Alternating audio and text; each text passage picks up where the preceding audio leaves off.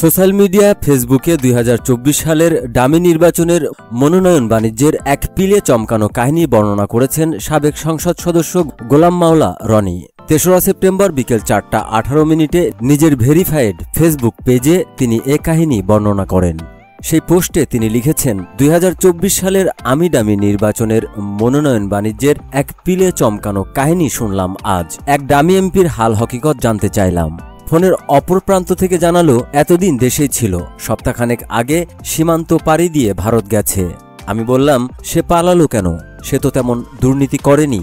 আমার সঙ্গে কথা বলা লোকটি বলল, অনেক দুর্নীতি করেছে, এই বছর ৬০ কোটি টাকা ঘুষ দিয়ে নমিনেশন কিনেছে। আমি বললাম, এত টাকা তো ওর পক্ষে দুর্নীতি করে কামাই করা সম্ভব নয়। তোরে লোকটি জানালো, মনোনয়ন বাণিজ্যের যে চক্রটি ৬০ কোটি টাকা ঘুষ নিয়েছে, তারাই সেই এমপির নামে ১২০ কোটি টাকার একটি ব্যাংক ঋণ ম্যানেজ করে দিয়েছিল।